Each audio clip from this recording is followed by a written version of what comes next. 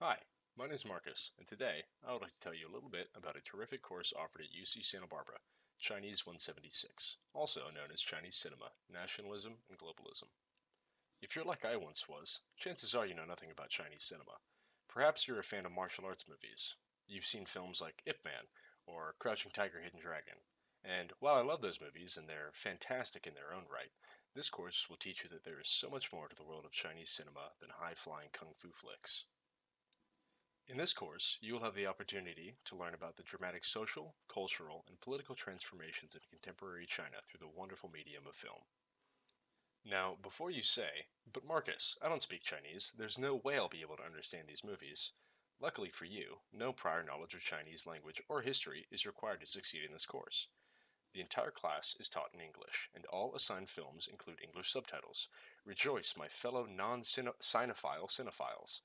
Unless, of course, you're one of those people that doesn't like to read subtitles, in which case I suggest you start learning Chinese. So, see you in 10 years. Additionally, access to this course is not restricted to only Chinese or film majors. No prerequisites are required to enroll. Chinese 176 fulfills two general education requirements: Area F, Arts, or Global Cultures. As a student enrolled in this class, you'll be required to study and analyze not only the technical aspects of film, such as cinematography or score, but you will also be asked to display a keen thoughtfulness when unpacking the underlying cultural, social, and political themes that are at the heart of each film's narrative. For non-Chinese students like myself, this course offers an incredible opportunity to learn more about a people and a country that continues to display its immense value in our increasingly globalized world. The course is divided into four distinct parts. Part 1: Tears and Laughter, Constructing the National Identity. Part 2: Love and Passion, Inventing Transnational Sinophone Cinema. Part 3: Rivers and Mountains, Visualizing the National Landscape. And Part 4: Social Media and Digital Life, Documenting Contemporary China. Part 1: Tears and Laughter, Constructing the National Identity. For those unfamiliar, the first section of this class serves as a brilliant introduction to Chinese cinema by showcasing films that explore periods of Chinese history that were pivotal in shaping the national identity, from the Qin dynasty to the Cultural Revolution. Loosely based on the first emperor of China and the founding of the Chinese nation-state, director Zhang Yimou's 2002 blockbuster film Hero is an epic tale of love and revenge that capture the imagination of moviegoers around the world. Packed with the very same kind of jaw-dropping stunt choreography that helped popularize Chinese cinema, it is the perfect film to kick off this course. The 1948 film Spring in a Small Town by second-generation Chinese filmmaker Fei Mu offers contemporary viewers a fascinating glimpse into the cultural norms and traditions of pre-revolutionary China through the lens of a complex love triangle that will resonate with modern audiences. In contrast, the 1962 film Li Shuangxiang by director Liu Ren serves as an example of who the ideal post-revolutionary woman was and how she was supposed to behave: strong, independent, and brave, newly liberated from the confines of traditional Chinese values. Part 2: Love and Passion, Inventing Transnational Sinophone Cinema. This section provides a number of films that offer a nuanced perspective into how Chinese cinema navigates the inherent tensions and complexities of love in all its forms. Critically acclaimed director Ang Lee delivers a gripping erotic espionage period film in his 2007 film, Lost Caution. Set during the Japanese occupation of China, the film depicts a group of Chinese university students from the University of Hong Kong who plot to assassinate a high-ranking special agent and recruiter working for the puppet government by luring him into a honey trap. However, matters become complicated when the assassin falls in love with her target, pitting her loyalty to her comrades and her country against that of her heart. I Don't Want to Sleep Alone takes a unique approach to storytelling, to say the least. Director Tsai Ming Liang definitely does not hand the audience a neatly packaged narrative on a silver platter. Telling two parallel stories, the film follows the lives of a bedridden, paralyzed man, as well as a homeless day laborer in Kuala Lumpur, Malaysia.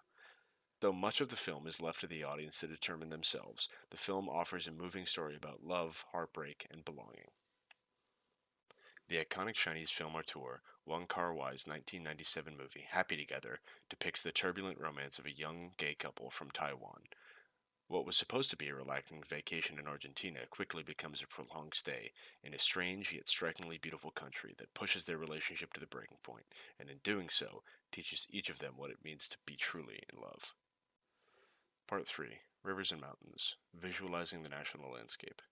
Far too often, depictions of China in Western cinema are limited to sprawling city skylines of Beijing, Shanghai, or Hong Kong, rarely ever involving narratives that tell the stories of those who live there, and offering an incredibly narrow window into an amazingly geographically diverse country.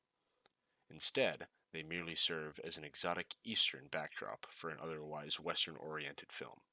From the lush forests of the south to the seemingly endless deserts that carpet the country's northwestern plateau, this section of the course seeks to broaden your knowledge of the land that 1.4 billion people call home.